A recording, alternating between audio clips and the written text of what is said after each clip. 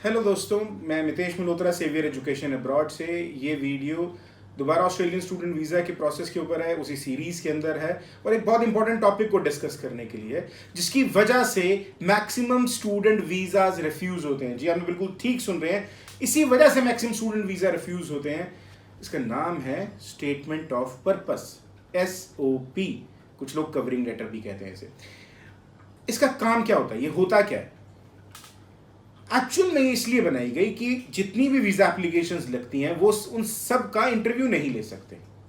वो चाहते हैं कि बच्चा अपना 2-3 पेज में अपने बारे में बताए कि वो वीज़ा क्यों मिले उसको, वो वहां पर क्या करना चाहता है, वहां पर पढ़ने क्यों आना चाहता है। मतलब वो हर चीज, अपनी पूरी प्रेजेंटेशन, अपना पूरा इंटरव्यू उस पर लिख के दे दे उनको। पर अब इस समय हो क्या रहा है, आज की डेट की मेन प्रॉब्लम कहां पर है? मेन प्रॉब्लम कहाँ है जो आज के बच्चे फेस कर रहे हैं, जिसकी वजह से रिफ्यूजल्स भी आते हैं? SOP बनाते हैं एजेंट्स या वहां पर बैठे हुए एम्प्लॉइज। मैं नहीं कहता उसमें कोई प्रॉब्लम है, मेरा कहने का तात्पर्य इसमें यह है कि आप सपोर्ट करें एक बच्चे को, आप उसकी SOP खुद ना बनाएं, उसको बनाने दें अपने आप। जब एक एजेंट, एक कंसल्टेंट, एक काउंसलर SOP बनाता है, तो आप समझें उस पॉइंट ऑफ व्यू को कि ये वो एक एम्बेसी की आपसे एक्सपेक्टेशन SOP में क्या है, वो उसमें आपकी स्टोरी मांग रहे हैं। एक कंसल्टेंट, एक काउंसलर, एक एजेंट कितनी स्टोरी बना देगा? वो पिक्चर राइटर नहीं है, वो सीरियल राइटर भी नहीं है, वो एक कंसल्टेंट है, वो वीजा लगाने के लिए बना है, लेकिन उसको जब ये सब लिखना पड़ता है तो वो स्टोरी बार बार नहीं बनती और उस वजह से ही एक कंफ्यूजन पैदा हो जाती है। जब एक एम्बेसी में पता चलता है कि जैसे XYZ कंसल्टेंट है, उसने फाइल लगाई, उसने हो सकता है साल में 400 फाइलें लगाई, 400 फाइल कुछ 5-6 काउंसलर्स ने लिखी, तो उसका एक पैटर्न बन जाता है।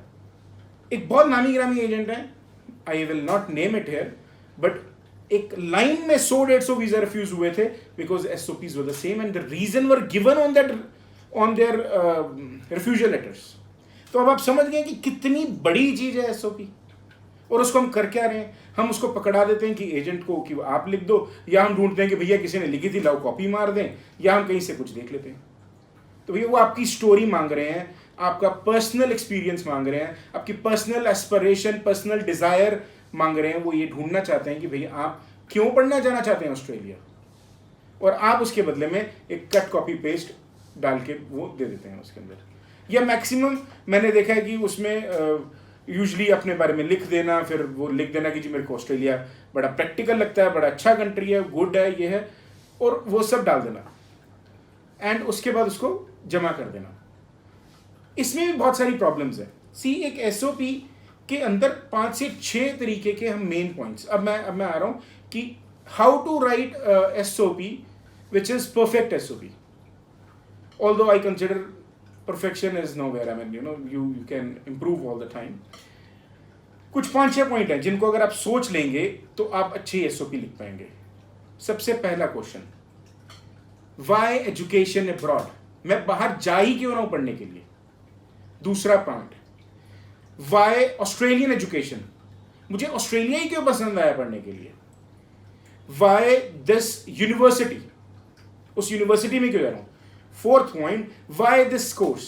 अगर ये 4 पॉइंट मेरे कवर हैं, अगर इन 4 पॉइंट्स पे मैं बात कर सकता हूं, ये 4 पॉइंट मुझे अच्छे से मालूम है, मुझे इसलिए नहीं कि भैया मेरे दोस्त रहते हैं जी मेलबर्न में, मेरे दोस्त रहते हैं सिडनी में, मेरे चाचा जी रहते हैं वहां पे, मेरे मामा जी, मेरे अंकल रहते हैं, तो मैं जा रहा हूं वहां पे पढ़ने के लिए, नहीं, इसलिए नहीं।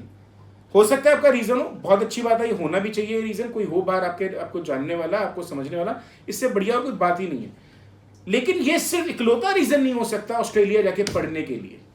तो अगर ये नहीं है रीजन, तो आपकी SOP बहुत परफेक्ट हो सकती है। कैसे बनाएंगे परफेक्ट SOP? जब भी SOP बनानी है हम पहले लिखेंगे वाई अब्रॉड, मैं बाहर जाना ही क्यों चाहता हूं। तो उसमें रीजन होंगे कि सर मैं इंडिया में, मैंने 12th करी है कॉमर्स से, इंडिया में मेरे पास ये 4 फील्ड्स हैं जी, मैं CA का एग्जाम दे सकता हूं, मैं BBA में कहीं अच्छी जगह जा सकता हूं, मैं डायरेक्ट यूनिवर्सिटी में पढ़ सकता हूं।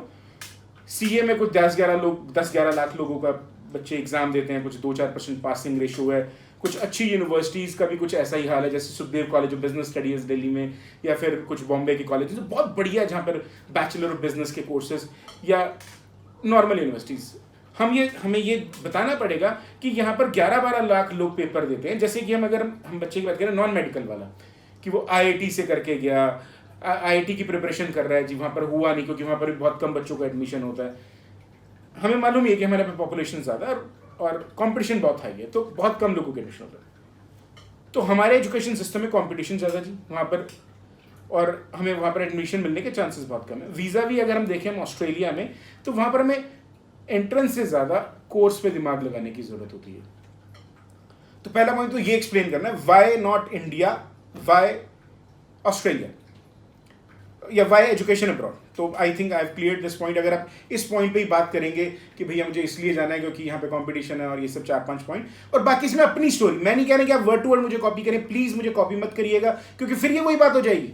क्योंकि मेरे वीडियोज़ आपकी फॉलोअरशिप के कारण अच्छे से देखे जाते हैं, और फिर उस पर लोग कुछ आगे अगर उसको यूज़ कर रहे हैं तो उसका अच्छा इस्तेमाल हो। So second point, why Australia. अब जब वाई ऑस्ट्रेलिया की बात आता है तो आज की डेट में बच्चा सिर्फ और सिर्फ ऑस्ट्रेलिया के बारे में बता रहा होता है।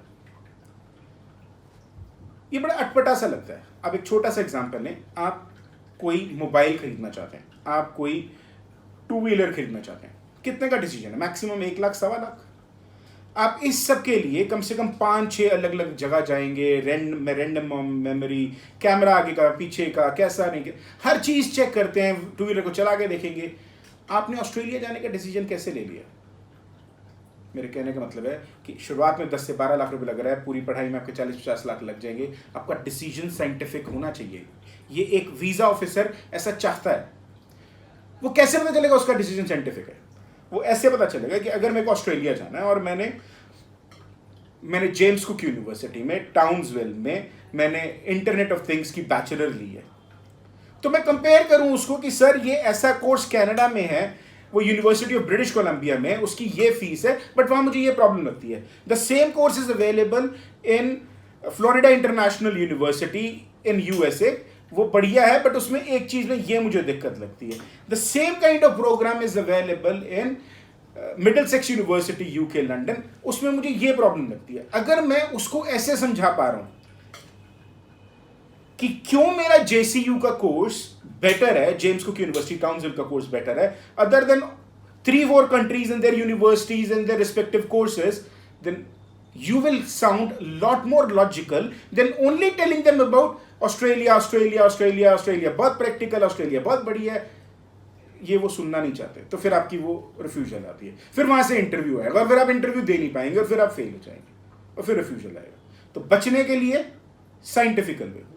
सेकेंड थिंग, जब हम एक SOP को लिख रहे हैं, हर किसी का एक पर्सनल रीजन होता है बाहर जाने का, तो प्लीज उसको एक्सप्लेन करें कि आपके एस्पिरेशन है, आपके विलेज से आपके कोई भाई गए थे, उन्होंने बहुत जिंदगी में सक्सेस करी, आपके पड़ोसी ने बहुत सक्सेस करी, आपके टीचर ने बोला, आप किसी यूनिवर्सिटी रिप्रेजेंटेटिव को किसी फेयर में मिले थे, अब उनके नाम लिखिए, उनके बारे में बोलें, सच बोलें, वो सब सच सुनना चाहते हैं, आप सच लिखेंगे, आपको जरूर वीजा मिलेगा, जरूर वीजा मिलेगा। रिसर्च लिखें। तीसरा एक और पॉइंट आता है, वीजा कंडीशंस। मैंने पिछले अगर हम 2019 में बहुत सारे रिफ्यूजल्स देखे जिसमें आया हुआ था कि उन्होंने SOP नहीं लिखी और ढंग से, मतलब जैसे उनका तो कॉज बहुत वो होता है कि आप वापस नहीं आएंगे, बड़ा कॉमन सा कॉज डाल के देते हैं कि आप वापस नहीं आएंगे। फिर जब मैंने उनको बोला कि बच्चों अपनी SOP में लिखे, बड़ी लेम SOPs थी। आज के डेट में वीज़ा ऑफिसर चाहता है कि आपको वीज़ा कंडीशन भी बताऊँ। वीज़ा कंडीशन लाइक 8501 कि आप अपनी OSHC यानी कि ओवरसीज हेल्थ कवर जितने टाइम का वीजा है उतने टाइम की मेंटेन रखेंगे। वीजा कंडीशन लाइक 8105 कि आपको मालूम होना चाहिए आपकी वर्क लिमिट क्या है। आपकी वर्क लिमिट है 20 आवर्स पर वीक, आप इतना ही पार्ट टाइम जॉब कर सकते हैं। यू मस्ट नो दिस, ये लिखना चाहिए उसके अंदर, सो दैट उनको पता चले कि हाँ जी आपने रिसर्च करा है। आप वहां पर जा रहे हैं वहां से भागने के लिए नहीं कि आप गए किसी यूनिवर्सिटी में एडमिशन लिया, कल को उससे वीजा लिया, कल को आप निकल गए किसी छोटे से कॉलेज में। नहीं, ऐसा नहीं होगा। अगर आप रिसर्च करके जा रहे हैं, उनको मालूम है आपने दिखा दिया रिसर्च, तो कहीं नहीं जान लेंगे। और एक सबसे इंपॉर्टेंट बात जो बहुत सारे बच्चे मिस कर जाते हैं, सब कुछ लिख देते हैं, कोर्स कंटेंट के बारे में बात नहीं करते भैया। अब जब आप कोर्स कंटेंट के बारे में आपको पता ही नहीं है, आपको यही नहीं पता आपका कोर्स क्या है, या आपको यही नहीं पता आपको उसमें सब्जेक्ट क्या पढ़ोगे, तो आपको वीजा क्यों मिले? That is what is a visa officers point of view.